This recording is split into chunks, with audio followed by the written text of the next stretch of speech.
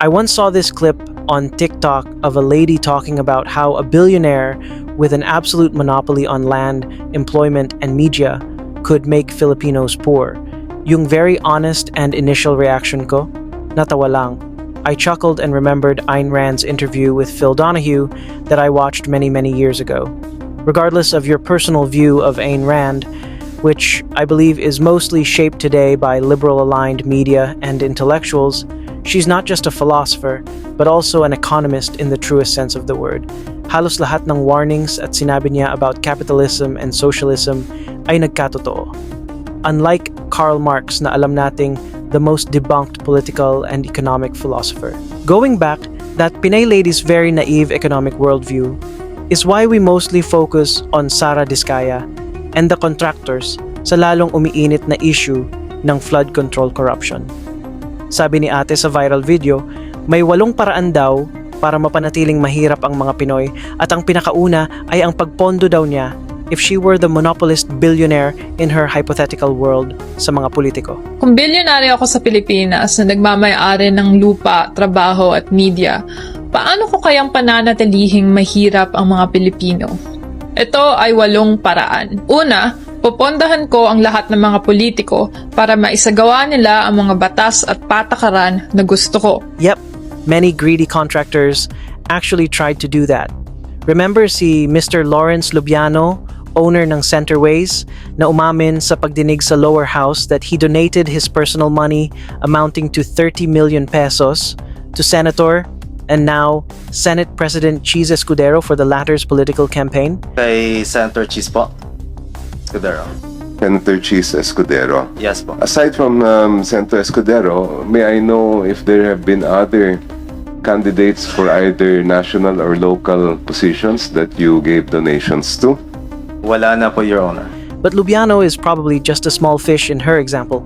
She's probably talking about the kingmakers in the private sector, ala Danding Cojuangco siguro. Pangalawa, sisiguraduhin ko na mababa pa rin ang minimum wage, maraming contractors, para mapanitiling mataas pa rin ang kita sa aking mga kumpanya. But then, here's the fatal problem in her premise. Paano naging monopolist billionaire yung nasa example niya? Now let's get back to Ayn Rand. Yes. So if we approach this laissez-faire, as I think you would like us to, free of government intervention, Right. free of all the force and the regulation and the controls which you abhor. Right. All right. Now we've got Mr. Gigantic Oil Baron saying $2.50 a barrel, a gallon. Now here's what happens. The blue-collar guy who's trying to make a living and feed his kids can't buy gas for his truck, can't possibly survive in the free marketplace, and suddenly he's on welfare, and he's got to go for a handout, another feature of government that you abhor. You can't have it both ways. But all this is economic fallacies. To begin with, nobody in a free society, now we're talking about a free market, Yeah. in which the government doesn't interfere, nobody can become a monopolist. All monopolies are created by a special privilege for government. It's only by an act of government that you can keep competitors out of your field. Therefore, you couldn't become that kind of monopoly. The power you hold as an industrialist is not the power to use force. It's the power of producing something of value. That people want. And it's the people who literally control you, because every purchase is a vote in the favor of some businessmen and in a way against others. It's the public who decides what they want to buy. All monopolies are only possible through government regulations and protectionism. How did the Lopezes, for example, monopolize Philippine media for years? Through protectionism and government connections and influence. Not to hate on the Lopezes, pero yumaman sila lalo nung panahon ni Gloria Arroyo through sweetheart deals. That time, ang mga Lopezes ang closest example ni ate, hindi ba? Ang tawag sa ganyang businessman o billionaire is a crony. Yes, a crony can get rich in a semi-capitalist society like the Philippines during a particular term of a friendly and corrupt regime, pero temporary lang yan. Ang pagkakamali ng mga Lopezes is they overplayed their card. And this debunks the naivety o kabobohan sa mga sinasabi ni ate sa kanyang video. Yes, Anyone who agrees with her premise or her video is economically naive. At malaking problema yan sa ating bansa. That's why minsan, yung galit natin is misplaced. Now, what was the fatal mistake of the Lopezes? And let's be objective here. They continued to play politics and influence until they lost their bet in the 2016 elections. Malas nila, they met the tyrant who showed them and the Filipinos who actually wields the real power. I'm not referring to Duterte. I'm referring to the power that he wielded that time. Political power. Wala namang ginagastos kung hindi mga laway nila at koneksyon. And they get most of the concessions, the franchises that is given freely through money, through influence, and sheer greed. Kasi meron sila. Without declaring martial law, sinira ko yung mga tao na humahawak sa ekonomiya at umiipit. Sabi ko, without declaring martial law, I dismantled the oligarchy that controlled the economy of the Filipino people. Yung sinasabi ni ate na billionaire sa kanyang hypothetical world can disappear anytime or probably be tamed or weakened, like in the case of the Lopezes.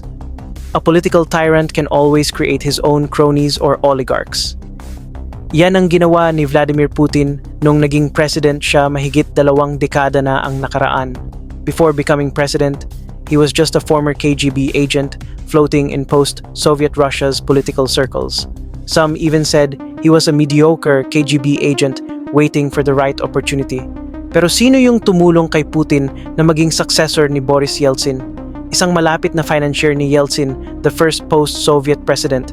Isang bilyonaryo na may maraming lupain, media at employment. Perfect example ng hypothetical world ni ate. An economic opportunist.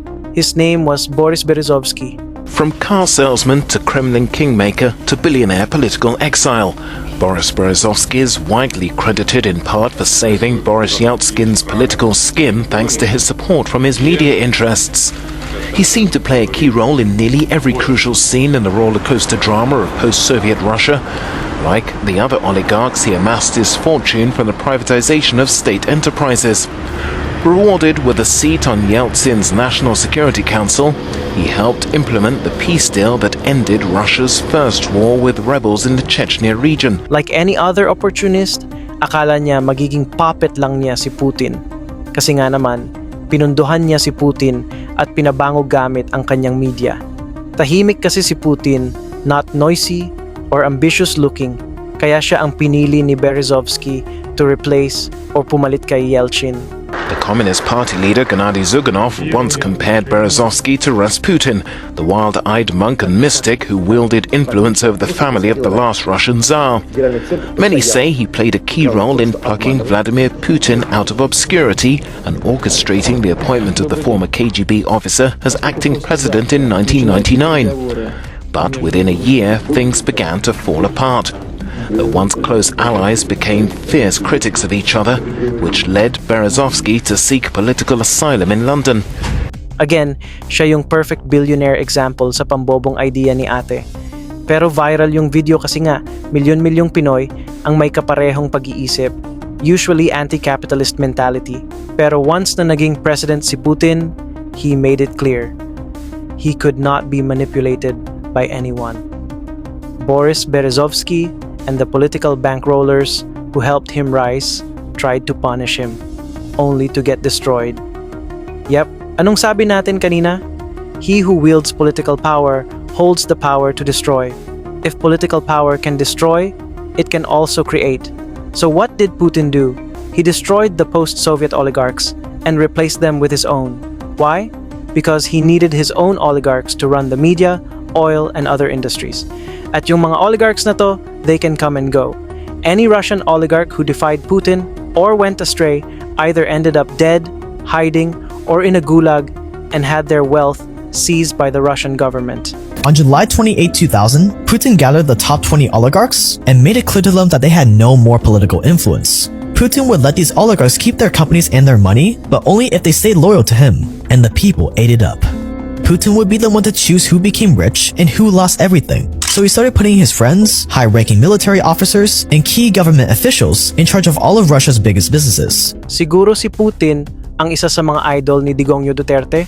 Remember Duterte's speeches against oligarchs?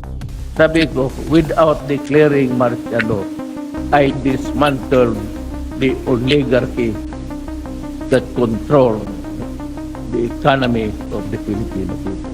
That was Putin in 2000, right after he became president. The goal was to destroy the status quo, the non-friendly oligarchs, and replace them with loyal ones. Kaya nga lalong yumaman ang mga Villar at may Chinese billionaire pang naging super rich during Duterte's term dahil malapit siya sa China. But what happened after Digongyo's term? Biglang bagsak itong Chinese billionaire na to. Cronies come and go. Ang mga diskaya at mga corrupt contractors na nagpakasasa sa bilyones nating taxes, they've been terminated. But there's always a scenario na may papalit sa kanila. So yung sinasabi ni ate sa kanyang pambobong example, that billionaire is just a crony. In today's world, an oligarch is only possible under a semi or permanent dictatorship, kagaya ng kaso sa Russia under Putin. Those oligarchs can stay rich and powerful only as long as they satisfy political power. The DPWH will immediately submit to me a list of all flood control projects from every region that were started or completed in the last 3 years. Sa Pilipinas, cronies lang meron tayo. Once we become a dictatorship, that new dictator will need oligarchs around him to protect himself and his rule.